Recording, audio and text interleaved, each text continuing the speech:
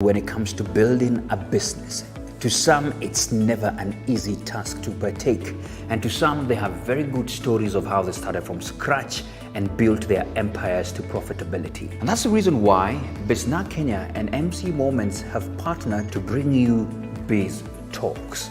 Biz Talks. And here we shall be hosting mentors, people who have gone ahead of us, people who have created these empires, people who have also on the verge of creating these particular big businesses. And these lessons will be valuable for you, the business person, for you, the aspiring business person, the entrepreneur, so that at least you can make wise decisions when it comes to building that business. So every Friday at 8 a.m. on all business platforms, that's the Facebook and YouTube channel. All right, good morning and welcome to Biz Talks. I hope you're keeping well, safe. It's very cold, so I hope you're keeping warm as well. We here at Biz Talks as well are excited to have you on board. You know, last week we started talking about amazing stuff that we see, and in fact the word amazing is wrong. I should say things that are happening on the ground, especially with the regulatory matters. And this week we have an interesting guest. His name is David, and we shall be getting to know more about him. And he is the CEO of the Clean Cooking Association of Kenya. Have you ever heard of it? Clean Cooking Association of Kenya. And so he's here. We're going to learn a lot about it. What is all this, by the way? How do you cook? Do you save on energy? So many other things. And what are, such, sectors, what is the impact such sectors would have in the nation if we really embraced such stuff like clean cooking? I'm so seated on the learning seat to learn, and of course because of that I need to be comfortable, and as usual I just want to flip my cap first of all to welcome you, David. Karibu sana. Thank you. Let me serve you some courtesy of Melvin's. We have a conglomerate and I told you to peep there. Have you made a choice? I think I'll go for the green tea and mint. For the green tea and mint? Yeah. Pick it from there. Are you going to have it with some water, milk or something? Water. Water. Yeah, hot water is good by the way, green meat. So good to have you here, man, and I hope we made this with some clean cooking. I'll ask you those questions later on. I'll ask you how you made that. Please pass the cup this side so that I can pour you the water. So I just hope so I can tell the people who made it that we need to be embracing some clean cooking stuff here. Anyway, are you vaccinated? Yes, I have my first shot. Oh, okay. So not fully, but yes. Same case here, by the way, and well, I don't know. Most people just got the opportunity. Yes. This time round. I know. It's interesting how the uptake is now. People are really like running to it now. Yeah. I mean, when the vaccines were here at first, I think people were a bit skeptical, but we are telling people wherever they are, if you're not vaccinated, get vaccinated. You're better safe than not attempting to look aside. So if you're watching, let me know, where are you watching us from? Where are you? And I'll not ask you the question about whether you embrace clean cooking, but it would be nice to hear a guess of what you think clean cooking is. So wherever you are, let us know that you are with us and where you're watching us from, as we get to learn more from David, who is in the house. So maybe let me start with just asking you, when people ask you who's David Ngugi, what do you say?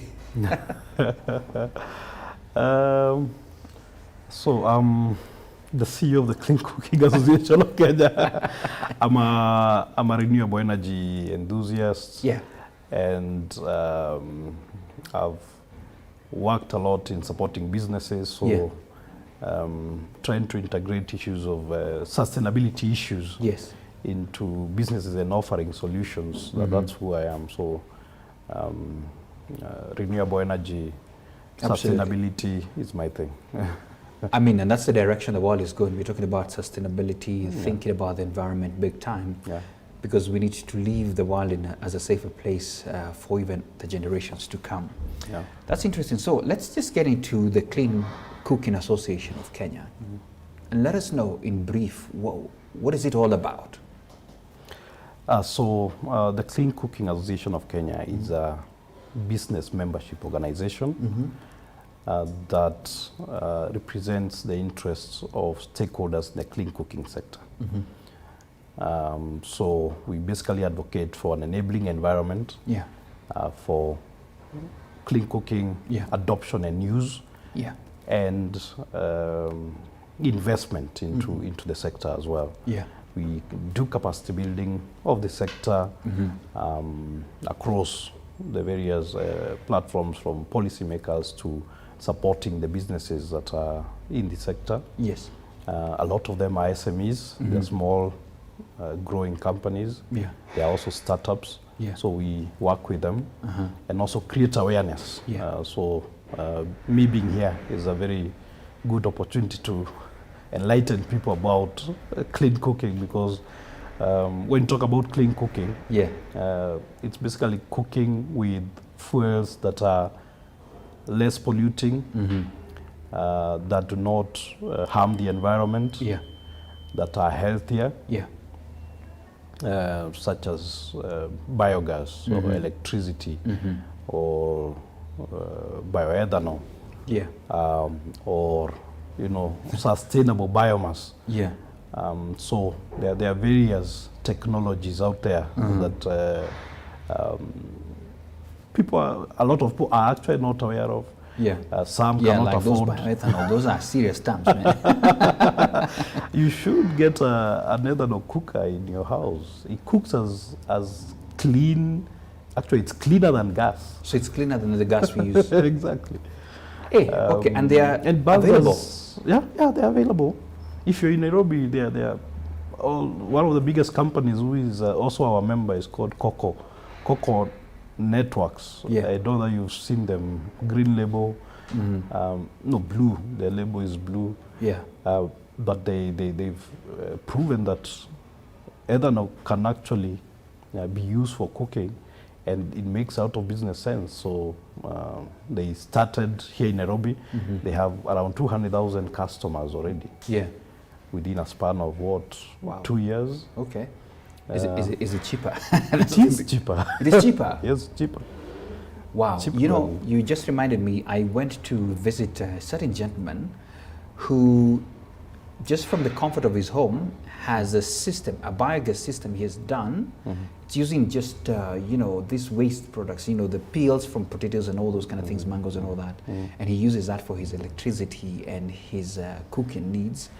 And just that, I don't remember the exact name, just that one system in itself does for the entire home. And I thought, wow, this guy has saved a lot of money from what we use. Speaking of which, I know we'll be talking about how the costs have been going up here. Yeah. So I don't know, from a landscape of where we are, where are we in Kenya? Have people embraced these things, or we still have a long way to go? Unfortunately, the statistics show that around 59% of households in this country still use the traditional methods of cooking. And when I mean by tradition, it's the 3-stone open fire cooking. Yeah. Ile mawe matatu. Mawe tatu. That's what we know, right? Exactly. 60, Yes. close to 60% Yeah. of households in this country use that. Wow. That's quite a huge number. Around 70% of households use biomass, either charcoal or firewood to cook. 30% use a form of improved or clean cooking. Okay, so we have 70% of households in this country that are using dirty fuels. Yeah. They're using paraffin. They're using The firewood. very inefficient charcoal charcoal stoves. Yeah. They're using firewood. Yeah. It's polluting. When you inhale these particles and all that, it causes a lot of respiratory illnesses. Yeah. Okay? And in this age of COVID, you can imagine, because it's like smoking. Yeah. Over time, it affects your lungs. Yeah. And makes you susceptible to, these illnesses and cancer as well. So there's a statistics of around 21,000 people dying every year due to household air pollution related illnesses, and that's mainly because of the way we cook and the way we light our homes. Yeah. I mean, Very, very in this time and age, someone shouldn't be dying because of You're right. And most of this, our grandmothers don't know these things. They don't know that they're shortening their lifespan because of the daily inhaling of such dangerous smoke and stuff inside those smokes and all that kind of thing. You can imagine the effect it has on mainly women and children, because in our culture, they're the ones who tend Absolutely. to be They're the ones who taking care of they're the in the kitchen, Yeah. you know. Yeah. So it's a lot, and the amount of money they spend Yeah. treating those illnesses, that cough, and if you go to place where a lot of this is happening, Yeah. especially in rural areas, Yeah.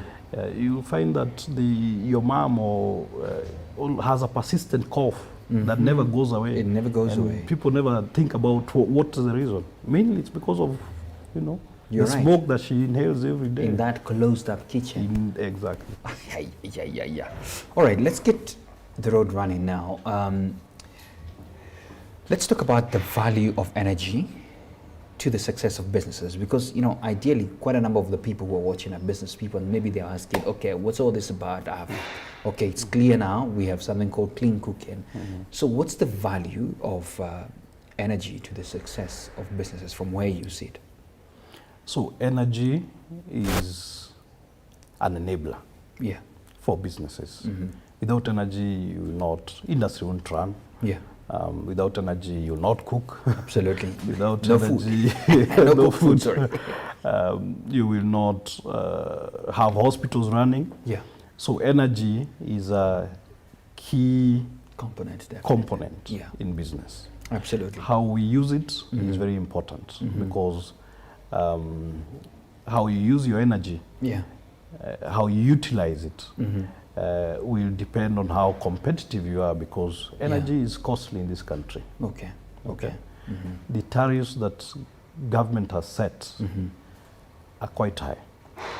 Oh my. So if you do not conserve your energy, Yeah. if you're not energy efficient, then your products definitely, Yeah. your cost of production goes high, and it means that you'll have to sell it at a higher price. Yeah. Compared to someone else who is more energy efficient, who is conserving their energy, Yeah. they will be able to produce more with less. Absolutely. You know? Absolutely. And outcompete you. So it's important for businesses to realize the need to, one, Yeah. be energy efficient. Yes. That's the first step. Conserve that energy that you're using. Make sure that you're using, you're buying energy efficient equipment. Yeah. That you have processes within to optimize your production. Yes. Because if you do not optimize your production, you will end up using more energy to produce, and you're competing against the world. Absolutely. You know?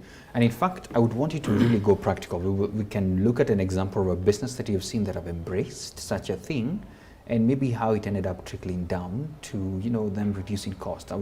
I think so that people can relate with this. And of course, you know, when I sit here and I hear Clean Cooking Association, I hear Matters Energy, first thing first that hits me is about my home. So people just go home and think about their gas, high electricity in this country, and we know how people sometimes have made a lot of noise, you know. We have a lot of issues there. But people fail sometimes to think through that actually in your business, the cost of doing business is, there's a huge component that comes from the energy part of it. And even the manufacturers, the big manufacturers that we have in this country, the huge costs that come along with energy is trickled down to the consumers and the customers. You know, I think I had a sit-in with the Tononoka CEO, and when I saw their power bills, my goodness, these things hit, they hit close to the billion, man. Yes. Those marks, and that's when I knew, wow, the cost of energy really has an impact. So when you're buying just that metal bar for your construction, you really don't know that one of the huge costs that you're paying there is the cost of just making that out. It can be up to 40%. Up to 40%. Yeah. And so you can imagine if we had ways of cutting that down, how the cost of, you know, even the construction industry by itself would really go down. So we're talking about Matters Energy here, sustainability, and we have David Ngugi, who is the CEO of Clean Cooking Association.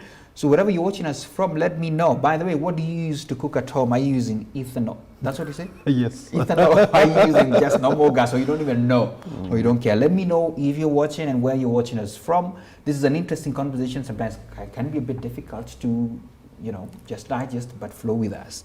So let's move on. And let me ask you, from where you see it, where is the hindrance? Where is the hindrance in embracing this, you know, clean energy, if I may call it that? Where is the hindrance Why are we not hitting the 70%, 80% mark of people using this, clean energy? So there are a lot of things that go into clean energy. Yeah. Clean energy is also a new concept. There are new technologies that are coming. Yeah. Meaning that they are sometimes not cheap. Mm-hmm. Okay. So costs, affordability is a key. Okay, affordability, definitely. Challenge. Yeah. Number two, sometimes the technical capacity of our engineers, our technicians, to either install or operate such systems is a bit lacking, okay, or inadequate. Yes. Then there's the issue of awareness, okay? Yeah. The issue of technical capacity has been resolved to a large extent, okay? We have very good companies out there who can install solar for your home or for your business, for example, who can do an energy audit and recommend very good measures to save your energy and all that. Wow. But that needs to grow, okay? The awareness within industries themselves, for example, also needs to be built. A lot of the engineers in the factories are not really aware, and they do not have the technical capacity to actually implement some of the things that are recommended. Okay. So it definitely hurts business. So it's good to invest in your employees, train them in energy efficiency, train them on renewable energies. We have, I mean, for most part of the year, we have the sun up, sometimes just getting wasted. We are blessed as a nation. To have so all that. there are companies. I mean, there are a lot of flower farms, for example, that have installed solar for their cooling and for their cooling needs. There's a time I did some work for EABL, for example. Your beer is made very efficiently, I must tell you. One of the most efficient factories. BAT, the same. I mean, there are a lot of them that have done some very good work and even embraced such concepts as circular economy, trying to minimize waste and, Absolutely. So. Okay, and we see those hindrances, definitely. Sometimes people may not know. One of it is actually even awareness that you can actually save up. In doing these kind of things. Allow me to just give a shout out to a few people. Karanja Miriam, Nyams, Clean Cooking Solutions, thanks a lot for watching. Dis Ibrahim, watching from Mogadishu. Wow. And I hope from there as well, you're also trying to embrace some clean cooking. Thanks a lot. Let us know where you are, where you're watching us from. Let's get into the conversation because people I know are still trying to digest and get to know this. So we hear about also the circular economy. First of all, what is that? Circular economy is actually not a difficult concept. Okay. It's a model, a regenerative model of economy. Where you try to minimize the resources that you use to make a product and also the waste that comes out of it. Okay. So the opposite of circular is linear, where you produce, use, dump. Okay. Now circular, how you produce, the design of your product has to be very efficient, optimized. You have to look at the impact of your product that you're designing to the environment. Okay. Is it easily recyclable? Is it durable? Meaning that it will be there for long. Can it be reused? So from the design, you have to integrate those concepts. Just from the term itself, it's that we are trying to minimize the waste. Make it exactly. So you want a product. If this phone, for example, can it circulate, if I may use that word, in the economy for longer? Instead of me dumping it after a few months or a year. So then in terms of waste, waste is a resource. It's a big resource. It's a big resource. People are making money from waste. So how can we recycle more okay? Yeah. Upcycling, you know, the way people use broken glass to make art, very beautiful, you know, pieces. Yeah. Reusing, you know. In Europe, it's becoming very popular. Yeah. You know, the Mituma business that we know here, but it's not so popular, you know. We don't want Mituma is the connotation of it. But in Europe, you get second-hand clothes shops that are becoming very popular.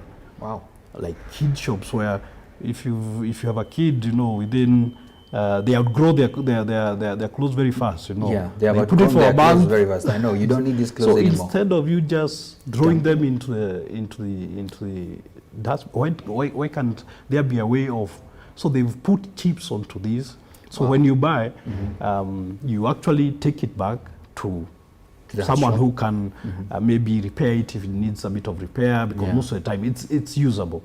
Then it's put back into, and someone else comes, buys it, uses it for a month, and returns it. And that's a way of making sure that this product, one, we are not putting stress on the resources. That's true.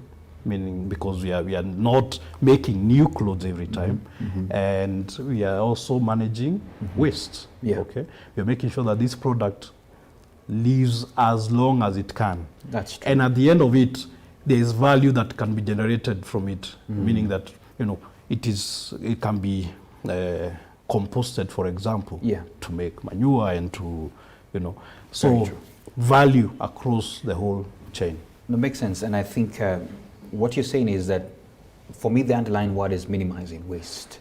That we are trying as much as possible not to strain the resources that we have, to try as much as we can. But it's interesting to hear that's happening in Europe. You know, I thought this was our dumping site, but anyway, it's good to know that they also can recognize that. Yeah. So if this can be a reality, and I speak this because we see a lot of dumping that ends up even harming the environment, that we have seen companies sometimes being accused of, what are you doing? Yet they could have mechanisms of trying to, you know, recycle some of these wastewaters that we see and all those kind of things. I know there can be a big topic about that, but I also want for you to help us understand another term here about the green economy, and then we shall now go to a little bit of relative questions. What is the green economy? So green economy is basically what we've been talking about. Lovely. It's embracing renewable energy, or what you call clean energy, being more efficient, circular, being circular in our thinking and in our production and consumption. Okay. You know, that is something that most people don't think about. I don't know that you've seen how people, I don't know, sometimes I feel like hitting people when you see them throwing plastic bottles out of the window. That annoys me as well. The way we consume is sometimes can be very wasteful. Yeah. Okay? Because we have, you know, I'll be very wasteful the way I eat, the way I use my clothing or whatever. Yes. So responsible consumption is key to, is part of the green economy. Absolutely. So it's basically making or incorporating certain aspects of sustainability in our economy. Okay. Environmental, social, and economic as well. Yeah. So use of renewable energy is very key. Yeah. Circular economy, you know, minimizing waste and making sure that there is efficiency and optimal use of resources. Yeah. Is important. Absolutely. And of course, as you mentioned, things like taking care of our environment, you know, not just dumping the wastewater that is coming from the process in the factory into the river without treatment. Okay. That's a major concern. Okay, so let's talk about the things that I know a bit. We talk about solar panels in households and the likes. You know, last I checked, in the news, and there was an uproar because people are embracing this new ways of having energy because they don't want to have that dependency maybe on the Kenya power that we have. So people have been trying to install solar and the likes. The last time I checked, there was, I don't know, some regulation being put in place. I don't know whether to stifle people or to cut down there was a concern from KPLC that there's a lot of people moving to the solar energy, which is the clean energy, and we are hoping we're going to be there. Kenya is still in the map as well as one of the top leaders when it comes to matters clean energy. And then you wonder, why is it that we are making some stringent measures for people to embrace this? I don't know, from where you see it, where are we? What's the scope? What's the landscape? And, you know, why is the government doing this? I would say the government has wonderful policies Yes. to promote renewable energy. Okay. Okay. Yeah. And because of it, renewable energy uptake has been growing over time. Yeah. Okay. Technologies have become cheaper. Yeah. The cost of solar panels, if you compare 10 years ago to And the now. cost now, almost 70% Lovely. reduction in cost. Yeah. So it's become cheaper and affordable. Yeah. And technology has improved, so they've become even better panels than Yeah. what, I mean, it's changing almost on a daily basis. Wow. Lovely. Now, government on one side has policies that, and even commitments Yes. they've made out there saying that they are going to promote renewable energy. But on the other hand, Yeah. they are making it difficult Yeah. for people to buy, and one of the ways they've done that is to increase VAT on some of these renewable energy products. Okay. Last year, VAT was introduced onto solar panels Yeah. and solar equipment, into clean cooking products. Yeah. But that has this year, in the Finance Act of 2021-22, Yeah. at least the solar was exempted from VAT, Okay. making it cheaper Making it now. cheaper, yeah. Cook stoves are still expensive. Yeah. They are still attracting VAT, which is unfortunate because, as I said, 70% of people are using inefficient Yeah. and polluting cooking stoves. Yeah. So why would you tax a sector that is actually growing, that will save the country in terms of the health costs, Yeah. that saves the environment? Because you can imagine if we transition to LPG, Yeah. ethanol, biogas, and all that clean, the stress on the trees you've seen Will go down definitely. Yeah, exactly. You know, And- actually, speaking of which, I don't know whether we even managed. We are less than 10% forest cover in this country. Yes. Those statistics shocked me, that we have cut down our trees to those levels that we are at less than 10%. Actually, that means if we compared keep to the them- region, we are Yeah. the worst. We are the ones. I mean, I compared think to our neighbors. our neighbors. I think Uganda is at maybe 30%. Oh no. So yeah. and What we have are we struggling done to to hit our ourselves? 10% target. We are struggling. Yeah. So Please allow me to throw this in. these technologies or these new methods of energy, Yeah. cooking and all that can help us achieve such targets Yeah, faster and more efficiently. absolutely. And it also saves the country a lot. I don't think we ever put a cost onto our natural resources. When Yeah. you cut that tree, how it affects the whole ecosystem and the economy Yeah, as a whole. So there's need to think absolutely. sustainability Yeah. in everything we do. You're right. And allow me to just tell the people here, because last weekend I spent some time with a group of environmentalists, and they have a very nice concept. They call it Trees for Birthday. Okay. And they're just trying to encourage people to plant trees. In fact, I don't know, for all the viewers who were there, when was the last time you planted a tree? Or you normally see them just on the sidelines and hope they will never go. We are at a bad place and we need to plant trees. And I thought that was a lovely thing. Instead of buying a whooping cake of more than 1,000 bob, a tree seedling is about 50 bob. You can buy as many trees and plant them. And so I thought that's a very wonderful concept, and I will be shouting about it as well. And I don't know how many years you are, but next time you're celebrating, let me assume, let's say you are 30, plant 30 every 30 year, trees. the other one, 31, that kind of thing. And we It's a will good achieve challenge. this. If everybody did that, imagine 45 million Kenyans doing that, we would definitely start now moving towards that concept of really covering our forest well.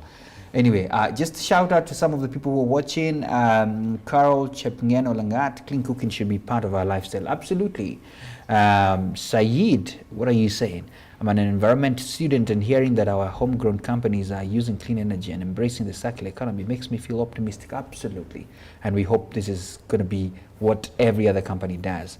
One of your subjects from, this is someone who in my high school, he's actually mentioned, we were together. Good stuff. So good to see you, man. And thanks a lot for watching. So wherever you are and you're watching, what are your thoughts about this whole embracing of clean energy? We are here with the CEO, and he's telling us a lot about, clean cooking association of Kenya.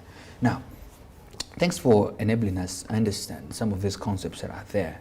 And, I certainly hope the government can hear that we really appreciate the measures they're doing, but let them not stifle in any way.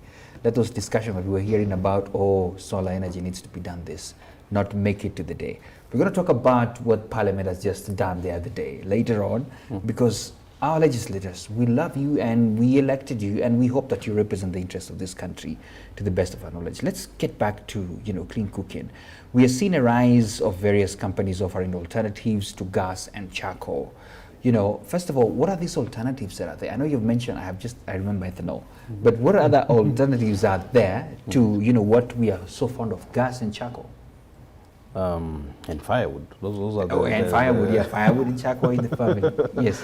Yeah, so when you talk about clean cooking, there are what we call transitional technologies. Yeah. LPG is a transitional technology because it's fossil based. Yeah. Even biomass, charcoal and firewood are also transitional because you can use them more efficiently. Yeah.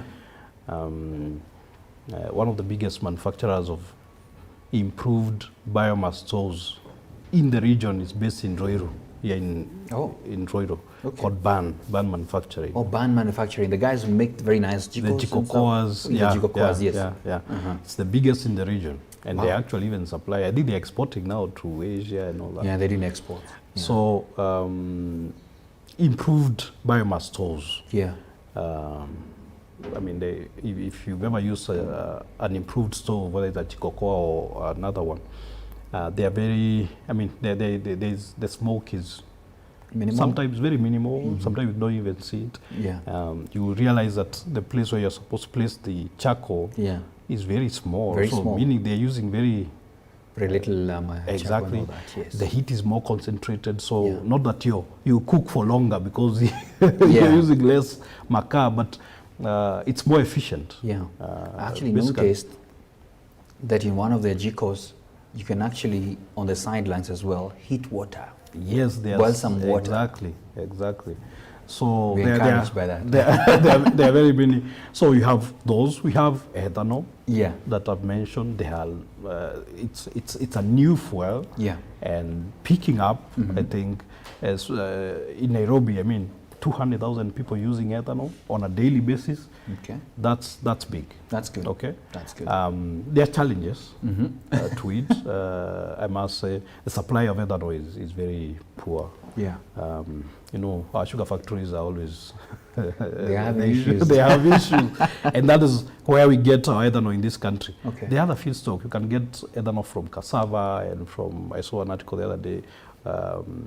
This thing that grows in Lake Victoria, water hyacinth. Oh, the hyacinth. You can actually get very good ethanol from it.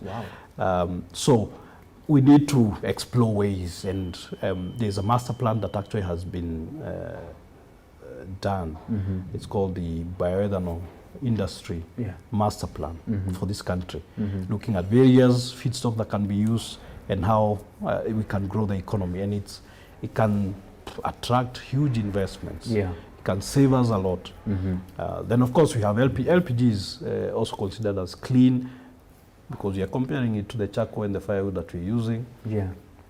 Electricity.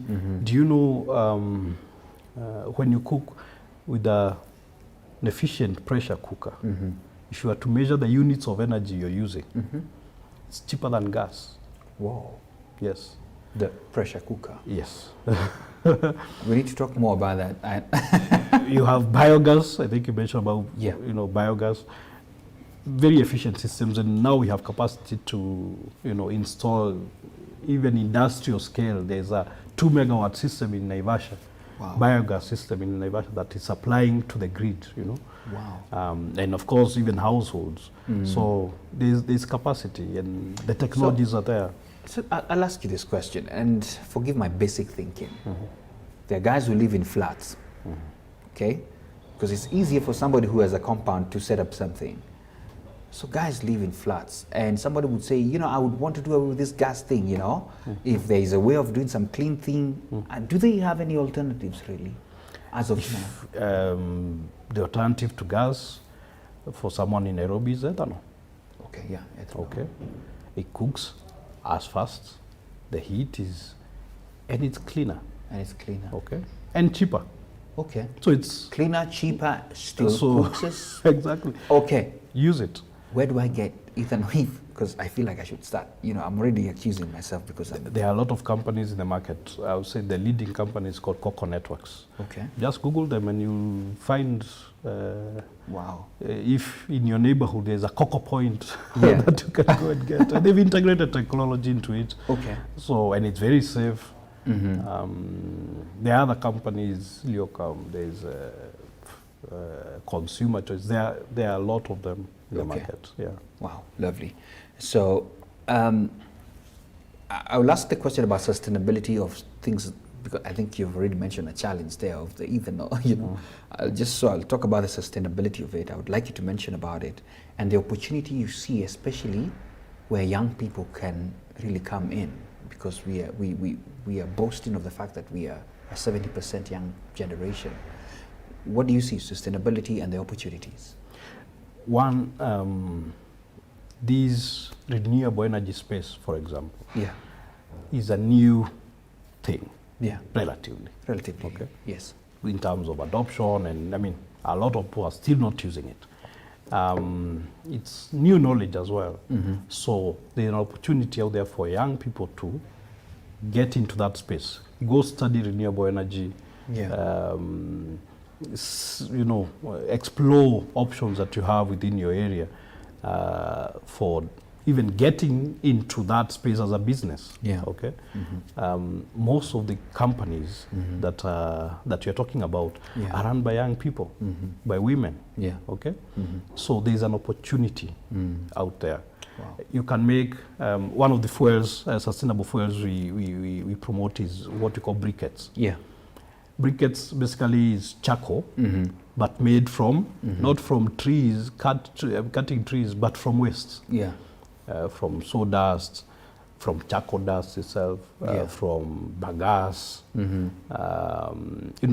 from water that people, coconut waste and all that. You use that, make briquettes and sell it. It's very easy. Maybe a briquetting machine will cost maybe a small one for 30,000. There are all these opportunities, the youth fund, and where you can organize yourself, whether in groups, and apply for funding for such things and try things out, and even training. So there's real opportunity here for young people to get into this space. Good. And we've actually been really trying to promote that.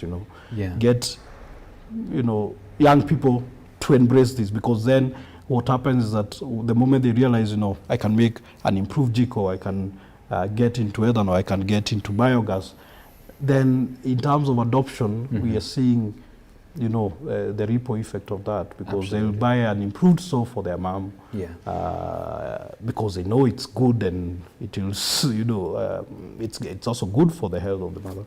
Very true. So there's opportunity out there. You're right, because I don't know, I have a friend who told me that chips muitu has become more expensive. It's these chipos that are sold on the roadsides, so that means the mama who sells such, the cost of buying that charcoal has become more. Gas is also high, and so if there can be an alternative, I'm sure they would surely embrace it very fast. So we're trying to speak about the opportunities that are there, and we're saying that yes, young people can actually really jump into this wagon. And so my question is this: if somebody says, okay, I think this is something I would want to explore because it can be a game changer. Energy, everybody uses it in this country. Anybody who can crack alternatives and try help out from wherever you are, whatever village you come from, there are many things that you can do. Are there places where young people can go and can learn these things so they can go and try implement from wherever they are? For some, I mean, yes and no. Okay. And that is where there's a gap. Yes. There's a gap. Okay. But a lot of the TVET institutions are now training people on solar. There's a curriculum that was done for TVET. Okay. So you can go to your local TVET institution. There's a high likelihood that there's a course on solar, for example, or a course on in biogas. Yeah. Okay. KIRDI, the Kenya Industrial Research and Development Institute, also supports SMEs. By the way, it incubates SMEs. Okay. You can go there and they will show you how to make an improved GICO. They can train you on how to make briquettes, or I know that they may not be everywhere, but those who are near one of the KIRDI centers can go there and learn. Okay. Wow. Okay. But there is need to actually, have more of these courses being offered, even at university level. But most important at TVET level, because these are technical courses. And that's, I mean, the TVET institutions are all over the country, and young people can easily go. I mean, skills sometimes can make you more. Sometimes you look at money, can make you more than even a degree, a university degree. You don't need a degree to learn how to do solar, or to do biogas. You don't need that. Yes. So if you don't have an opportunity to go to campus, go to your TVET institution, learn these new technologies and how you can utilize the local materials within your area to make, these sustainable fuels and, start a business. And I can tell you there are a lot of people who have changed their lives, improved their lives by getting into such spaces. Okay. You're right. Yeah. And this is a huge opportunity. It's a huge opportunity. Goodness. You have a market. We said we need to convert 70% of our population to use clean cooking. Yeah. So that's demand out there. There's a whooping huge demand. If you're there and you're asking about business opportunities, business ideas, there you got it. And you can also come to CCAK and write to us, and we'll maybe link you up with an entrepreneur near you who can also train you. Yeah, absolutely. Lovely. I want to get into some of the comments. I can see some comments have popped in already. But before then, let me get into the regulatory framework, because everybody in this country sometimes is making a lot of noise about what's happening. So we're constantly hearing this about regulations, overreach, and unfavorable policies affecting businesses. I don't know from your sector whether there is something that you would point out and say, hey, this needs to be addressed. And let's sit back here and say there is a person, actually not a person, there is a regulator seated somewhere and watching this because they saw a topic that is close to them. What would be your word to them? Or do you have any comments on, the regulations environment? We need regulations. Yes. For fair business practices. Absolutely. We need regulations for to promote a competitive environment. Yeah. To promote quality products out there, and all that. However, if regulation inhibits innovation, startups, it's too costly, then there's a problem. And that is one of the issues that we are talking about when we say there is some level of regulatory overreach. Okay. For you to start a water business, the number of business, the permits you need, the levies you have to pay, and the number of regulators that you need to engage. Not one. You need WASREB, you need NEMA, you need a license from Cabs is coming. cabs from, and some of these roles are actually overlapping. Yeah. Okay. Yeah. Duplicative. So why don't we make it easier for you to start a business? Yeah.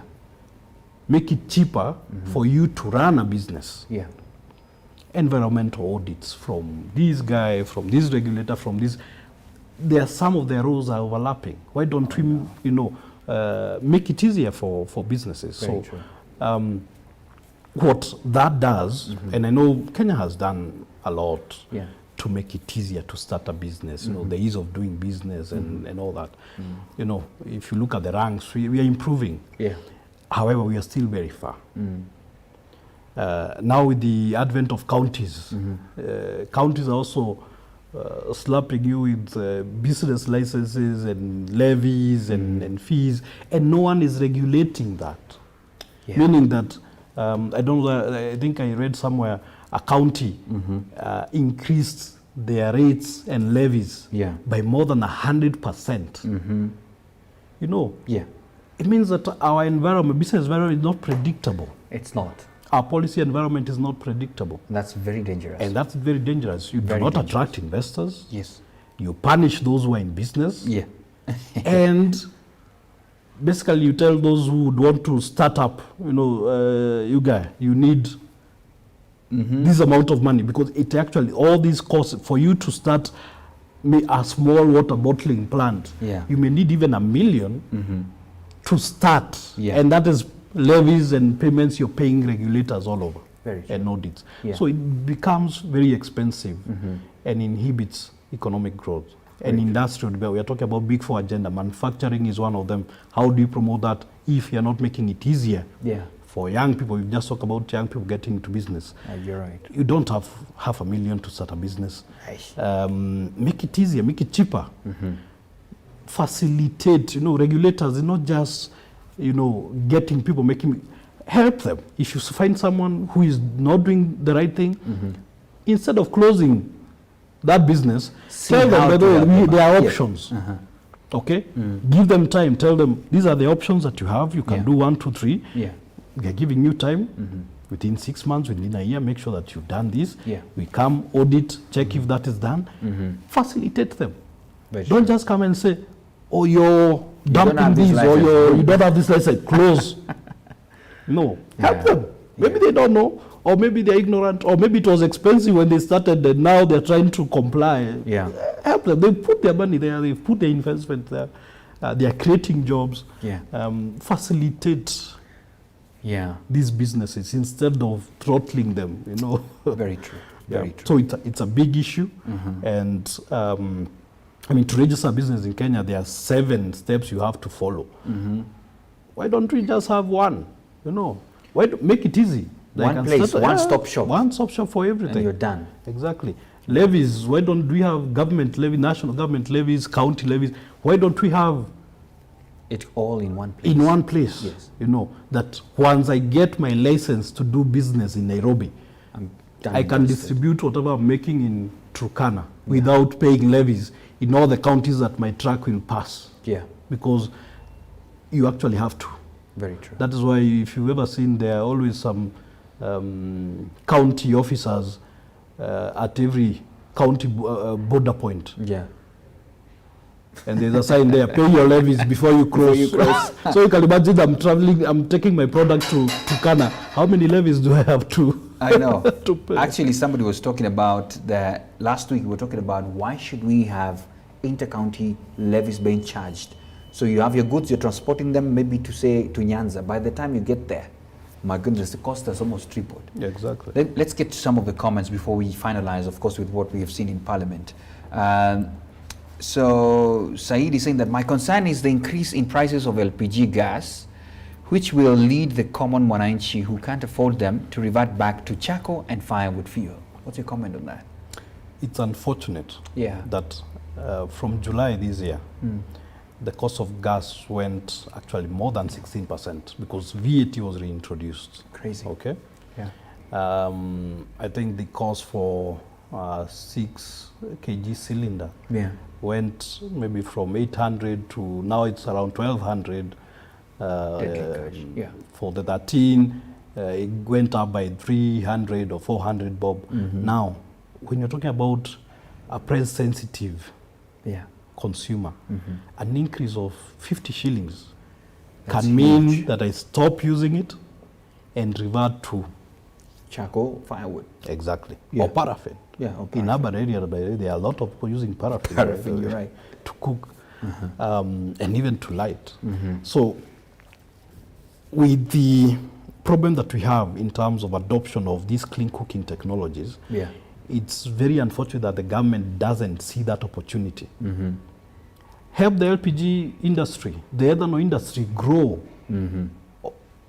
cover the 70% that we are talking about, Very true. and you'll be able to tax them more. Yeah. The demand is already there. Yeah. If the demand is not there and you make it more expensive for the consumer, they will not adopt it. They will not. Or even for you who has gas, you'll be using it, very sparingly, and then using other because this Ngugi is a bit expensive. So that is unfortunate, and government needs to reverse Yeah. taxes on these clean technologies until we get to a level where we can leave the sector to market forces. At the moment, we can't. It's Yeah. a growing sector. It needs to be handheld. Yeah. It needs incentives for even investors to come in. So if there's no gas across the country and you're making it difficult, even investors will run away and go set up elsewhere. You're right. Yeah. Oh my. Thanks a lot for that comment, Sayed. Mushirie Kihu is saying, in fact, from a regulatory perspective, the problem is the government taxing those who adopt alternatives like solar energy. Yeah, that's the case, right? Yeah, it's improved clean stoves are now being taxed, LPG is now being taxed, Yeah. Yeah. and yet the adoption is low. That's the unfortunate thing. Help the sector grow. First, Have 70% of this country using clean. then you can start thinking about Then you getting can something start out of it. thinking, there is now competition. Now you can tax it. Yeah. Now 70% of this country uses what? Charcoal and firewood. Firewood. Do you think the charcoal vendors are paying VAT? They don't. They don't. A guy who is collecting firewood from the forest or cutting a tree to cook, they are not paying. They're not paying. Imagine they were using ethanol. Ethanol is a controlled product. Okay? It will be It's very from a easy. form of business. Cocoa tax it from the networks and source the now. others are Yeah. paying VAT, they are paying income tax, they are paying payee. Yeah. LPG vendors, Total, Vivo, whoever, they are paying, they can't afford not to because Absolutely. they are formal businesses. And Yeah. so why don't we make these 70% in formal business formal Absolutely. by promoting Yeah. the formal companies, the clean technologies, Yes. which are There and enabling these people can adapt exactly, to that. and you'll get more taxes from them. Within 5 years, you'll be getting more money than what you're getting from the from the LPG VAT that you've put in place. What you've just done is given the CS, Ikuri Atani, one way of enlarging the tax base. Exactly. So stop just stifling the little ones that we have. Mike Munene, do we have the capacity to do assembly of solar panels in Kenya or East African countries? Do we have? I know of one company, Oh. I think Solink in Naivasha, that does That's okay. assembly. If it's one, it's fine. We need to just empower them so they can do more. So there is capacity, meaning there is also the technical capacity and the knowledge to do it. Yeah. For us to go to assembly of such, we need to grow demand for these products, not only in Kenya, in the region. Yeah. So we can't be a hub for renewable energy Yeah. in Africa, Yeah. We can because putting money into an assembly to serve a very small market sometimes that don't make economic sense, and that is why some of the products will continue being imported. Yeah. But if we can grow demand for such products, there becomes, I think, Mkopa signed a deal to buy some of the solar modules from Solink who are doing assembly here in Kenya. Mm-hmm. So creating that demand, facilitating these businesses to set up and attracting such investments is key to government. You're right. Yeah. You're so there is capability, but it's at a very low scale at the moment. Wow, lovely. We have about 3 minutes or so, and I would just want to appreciate all the viewers who are watching, and this could be a little bit new to you in terms of clean cooking, clean energy, embracing all that, but there are alternatives outside there, and you can do these things. I just want to finalize with the question, not even a question, with the latest developments that we have seen from our parliament. So I'm sure you know this, that they rejected the bill on to procurements, some portions of it that were going to be very favorable to the local manufacturers, upcoming businesses and the likes. I don't know what is the impact on a sector like yours to this, and even to the innovators that were budding. I don't know what's your comment on this. I want to just let you feel free to speak about it. I will also read a comment from the CEO Kenya Association of Manufacturers and what they had to say, because they represent manufacturers in this nation. I would say it's very unfortunate that the parliamentarians that we have elected to represent us are not doing their job. They're not doing their job. If you're not promoting your people, your local manufacturers, your innovators, the startups and all that, you're promoting imports. Sure. Basically, you're saying if a Chinese company comes to build a road, they're free to import cement from China, there's steel from China,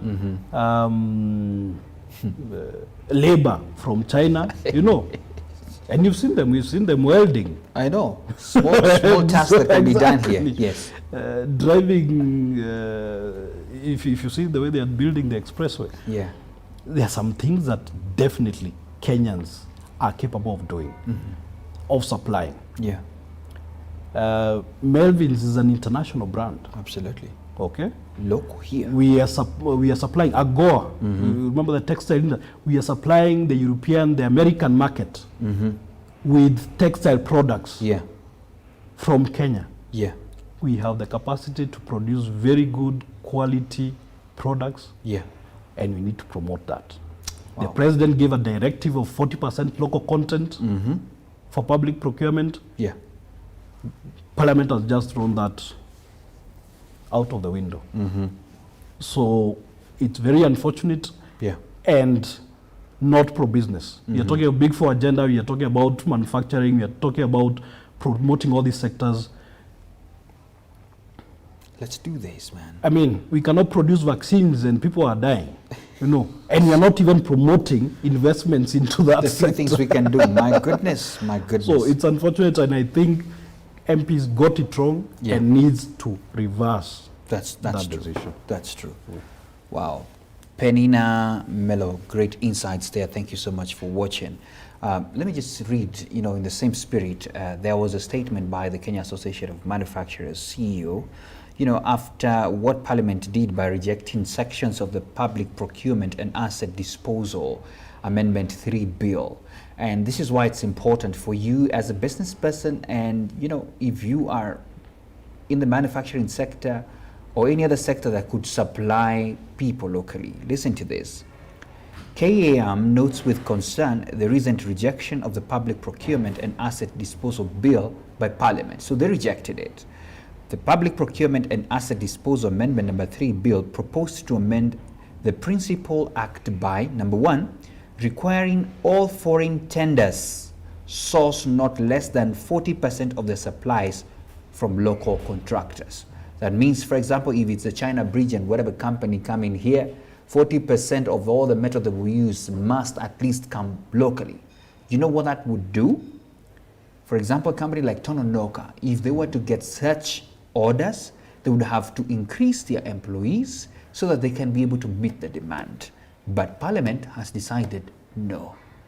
Now, the other thing, increase the amount of tenders where Kenyan citizens are given exclusive preference from, this is $500 million to 20 billion.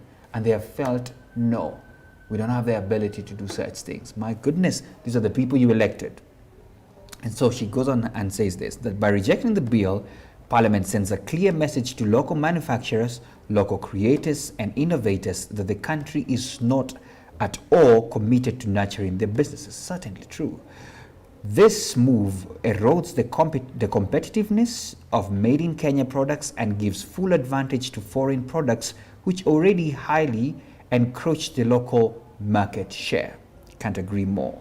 From the economic lessons of the pandemic, we need to prioritize being self-sufficient and as a country, and yet policies such as this move contrary and push us further into being a trading nation. It contradicts the 2015 presidential directive that requires that 40% of public procurement be preserved or be reserved for locally produced goods and services, which was actualized by the Buy Kenya, Build Kenya policy.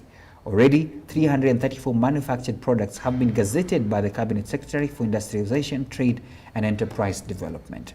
Needless to say, that further decline in the growth of the local sector will increase the already high rates of unemployment, which definitely everybody knows.